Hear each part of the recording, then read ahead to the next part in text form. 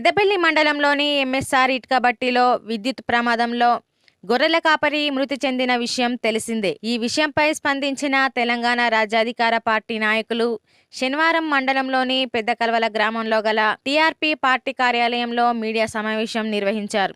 ఈ సమావేశంలో తెలంగాణ రాజ్యాధికార పార్టీ జిల్లా అధ్యక్షులు గుండమైన స్వామి మాట్లాడుతూ గొర్రెల కాపరి చనిపోవడానికి కారణం ముమ్మాటికి ఇటుకబట్టి యజమానులేనని, విద్యుత్ శాఖ అధికారులు నిర్లక్ష్యం అని అన్నారు. ఉదయాన్నే మృతి చెందిన గొర్రెల కాపరి మల్లేష్ను సాయంత్రం అయినప్పటికీ ఎందుకు డెడ్ బాడీని చనిపోయిన ప్లేస్ నుండి తీయలేదని, అదే విధంగా గ్రామస్తులందరూ అక్కడికి చేరుకున్నా కూడా ఇటుకబట్టి యజమానులు ఎందుకు చేరుకొని ప్రమాదం ఎలా జరిగిందోనని తెలుసుకోలేదని ప్రశ్నించారు. కరెంటు తీగలు నేలపై వాడడం వలనే చనిపోయాడని, వాటిపైన విద్యుత్ శాఖపై చర్యలు ఎందుకు తీసుకోలేదని, ఇటుకబట్టి యజమానులు అసలు ఉన్నారా లేరా, సంఘటన జరిగిన స్థలానికి ఎందుకు రాలేదని ప్రశ్నించారు. ఈ కార్యక్రమంలో తెలంగాణ రాజ్యాధికార పార్టీ పెద్దపల్లి జిల్లా ఉపాధ్యక్షులు కాజుపేట ఉదయ్ కుమార్, రామగుండం ఇన్ఛార్జి బొప్పు జాస్వా, నాయకులు భూపల్లి ప్రసాద్, పోల్దాసరి రాజయ్య, నార్ల శ్రీనివాస్ తదితరులు పాల్గొన్నారు. నమస్కారం అండి.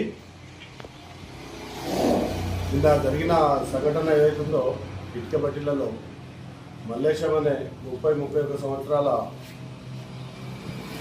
పిల్లవాడు యాదవ బిడ్డ ఇటుక బట్టీలు మరియు ఎలక్ట్రిసిటీ డిపార్ట్మెంట్ వాళ్ళ నిర్లక్ష్యం వల్ల ఒక నిండు ప్రాణం బలిగొనడం జరిగింది. అక్కడ చూసిన సిచ్యువేషన్ ఏదైతుందో చాలా విషాదకరంగా ఉంది. తీగలు అక్కడ పోలుకున్నాయి, ఇక్కడ పోలుకున్నాయి వాస్తవమే, కానీ కింద మొత్తం భూమి కానుకొనే ఉంది. అది ఏదో నిన్న మొన్న కిందికి కూడబడ్డాయి అంటే అలా కాదు, మొత్తం పొరకంతా ఆ తీగ పైనే దాదాపు గత 4-5 నెలల బట్టి 5-6 నెలల బట్టి ఆ విధంగా ఉన్నట్టుగా మాకు అనిపించింది. అక్కడ చూసిన సాక్ష్యాలు బట్టి చూస్తే ఈ 4-5 నెలల బట్టి ఇటుక బట్టి యజమానులు కావచ్చు, అక్కడ సూపర్వైజర్లు కావచ్చు, అక్కడ వివిధ రకాలుగా పనిచేసే మనుషులు కావచ్చు, ఇక్కడ ఇంత కిందికి ఉన్నది, దీన్ని మనం తీపిద్దామన్న శ్రద్ధ ఇటుకబట్టి ఓనర్లకు లేకపోగా ఈ ఎలక్ట్రిసిటీ డిపార్ట్మెంట్లు కనీసం నెలకొకసారన్నా ఈ ఏరియాలు సర్వే చేసుకొని తీగలు ఎక్కడ ఏమున్నాయి, ఎట్లున్నాయి, మన పర్మిషన్ ఇచ్చిన తీగల్ని ఉన్నాయా, ఏమైనా దొంగ తీగలు వేస్తారని చూడకుండా అందరూ మామూలుగా అలవాటు పడి ఒక నిండు ప్రాణాన్ని బలిగొనడం అయితే జరిగిందని మాకు అర్థమైంది అక్కడ చూసే సిచ్యువేషన్ వస్తుంది. మరియు ఆ శవం నిన్న పొద్దున 10-10:30 సమయంలో అక్కడ జరిగితే మేము అక్కడికి 3 గంటల సమయానికి చేరుకోవడం జరిగింది. అది అప్పటికి అయిపోయింది అనుకున్నాం మేము, కానీ కొందరు మిత్రుల ద్వారా తెలుసుకొని కాలేదు, ఇంకా శవమాన్యం ఉన్నది అని చెప్పిన వల్ల మేము అక్కడికి వెళ్ళి మా తోటి మనుషులతోటి మేము అక్కడ పోయి చూస్తే అక్కడ ఒక 2 కానిస్టేబుల్ ఎక్కడో చెట్టు కింద కూర్చొని ఉన్నారు. శవం ఒకటి ఉన్నది. ఆడవాళ్ళంతా అక్కడ రోదన వాళ్ళది. ఏందమ్మా అంటే పెద్దపల్లి స్టేషన్ పిలిచి సారు అక్కడ మాట్లాడుతున్నామని అంటారట.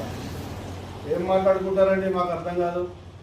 ఒక నిండు ప్రాణం పోయి వాళ్ళు ఉంటే స్టేషన్కి రా ఇక్కడ మాట్లాడుకుందామని పిలిచిరట. ఇటుక బట్టి యజమాని నిన్న రాత్రి 9:30 దాకా మేము స్టేషన్ కాడ ఉన్నాం, మాకు అక్కడ కనిపించిన దాఖలాలు అయితే లేవు. ఇటుక బట్టి యజమాని ఇంట్లో కూర్చుండి ఒక శవం, ఒక గొర్రె ఆడ ఉంటే ఇటుక బట్టి అనుచరులు వచ్చి మాట్లాడుకోవచ్చు, ఎవరు కూడా ఆడికి పట్టుకొచ్చిన దాఖలాలు లేవు. ఇదే ఒక ఉన్నతమైన వర్గంలో ఉన్న బిడ్డకు జరిగితే అక్కడ సిచ్యువేషన్ ఎలా ఉండేదని చెప్పి మేము తెలంగాణ రాజ్యాధికార పార్టీ తరఫున ప్రశ్నిస్తున్నాం.